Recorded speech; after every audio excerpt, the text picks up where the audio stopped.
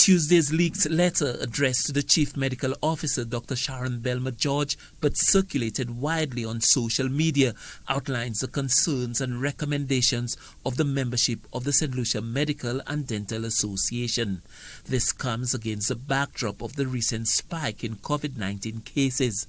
Among the recommendations, instituting a curfew between 9 p.m. and 6 a.m., limiting social activities to immediate family, allowing citizens who can work from home to do so, and consider shutting down bars for the next 2 weeks. There is heightened concern among the members of the St. Lucia Medical and Dental Association following the confirmation of 2 doctors being diagnosed with COVID-19. The president of the St. Lucia Medical and Dental Association, Dr. Merle Clarke, dismissed the idea that doctors who tested positive for COVID-19 are being treated differently from other patients whose identities were disclosed.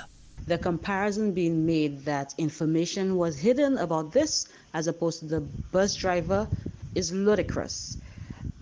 Bottom line is, if a physician tests positive, you know who the physician saw. These are issues that are documented, so it makes contact tracing, in a sense, it's a wide process, but you at least know exactly who you have to contact, as opposed to a bus driver where you have no idea who got on the bus, because certainly nobody gives the names when you get on the bus.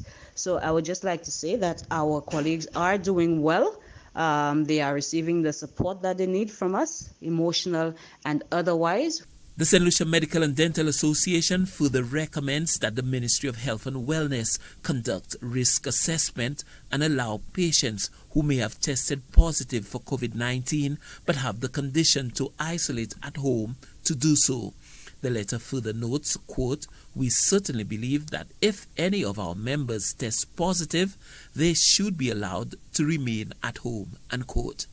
The letter further suggests, 1, improved communications between the ministry and the St. Lucia Medical and Dental Association, especially as it pertains to newly diagnosed cases.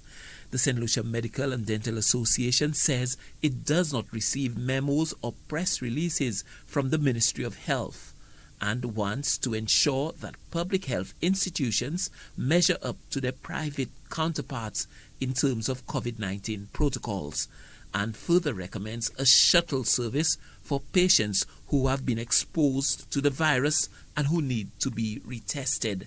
This letter underscores a gulf between the Ministry of Health and Wellness and its handling of the COVID-19 crisis on one hand, and the expectations of medical practitioners on the other. Stanley Lucian for the HTS News Force.